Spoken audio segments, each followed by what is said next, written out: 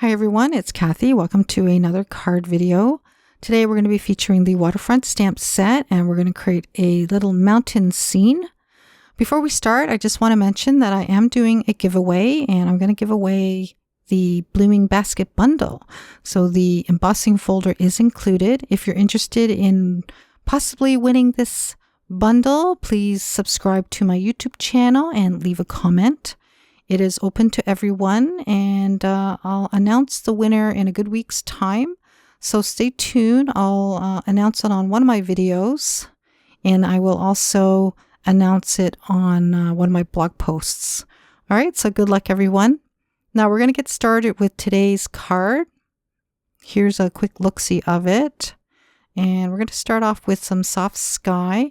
I am using Staples 110-pound white cardstock for this one, and I've masked off about the middle section of the panel and added soft sky below it.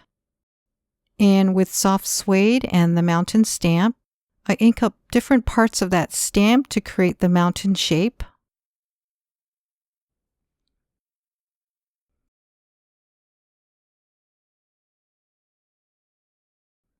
And I'm just going to add a mountain on each side, but they're going to get covered up with the trees anyway. And then with Pear Pizzazz and the tree stamp, we're just going to ink up the top parts of that stamp to create some short trees and some tall trees across the panel there. So we're going to have tall trees on each side and shorter trees in the center of the mountain part. And then we'll just add some trees on the bottom left. Just make sure you stagger as you stamp. And then we'll build a taller tree. So I'm just inking up the one tree on that stamp on the left. And then we'll create this tree. So I am tapering off as I ink up the stamp. And that way we can have the tree come to a point at the top. So Pear Pizzazz is our base color, and now we're using Always Artichoke, which is our middle color. And then afterwards, we're going to come in with a black. So we're going to stamp everything all over again.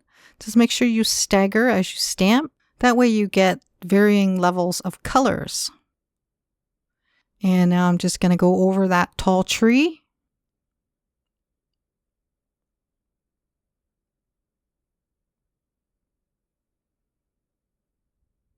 And I know I'm repeating this, but sometimes I kind of worry if I should include it again or not. And I just hate the thought of you missing something. So, all right, now we're going to add just the final touches. And this next part here, I decided to add a little bit of land underneath the trees. But it does end up getting covered, and we'll do something with that afterwards. Now we're going to create the reflection in the water for the mountain. And I'm just kind of inking, tapping off, and then just tapping lightly on the card panel to create a broken image. Because you don't want it too clear, but you do want the shape of the mountain a little bit clearer. So I do press a little bit harder for the edge part, if that makes sense. And now we're going to create the trees reflecting in the water. And we're using Always Artichoke. And that looks pretty good, but I'm going to bring in the black ink now, and we're going to do the exact same thing. We're going to stamp over everything again, and it's going to create a much stronger appearance. So we're going to do that all over the trees, and that's going to be our final color.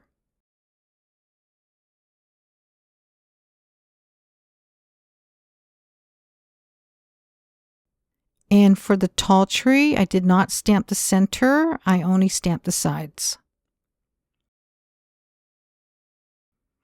Now just darkening up the blue in the water there a bit.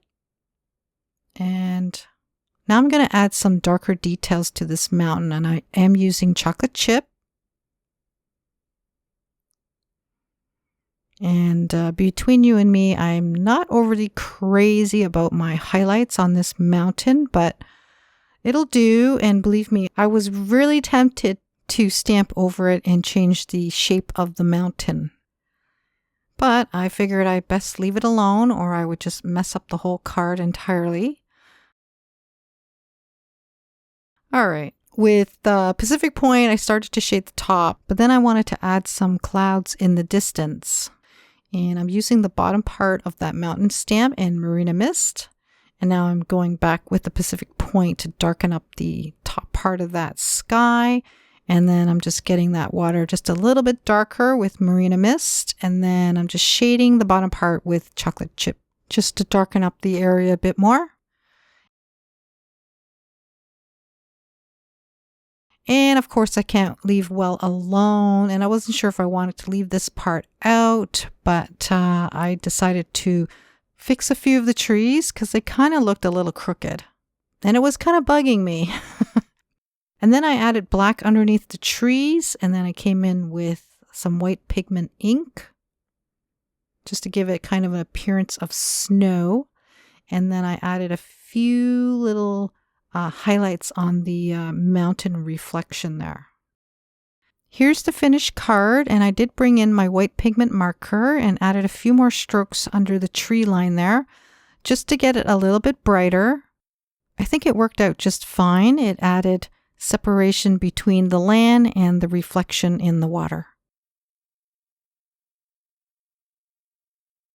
Well, I hope you enjoyed today's card share. Thank you so much for joining me. Bye for now.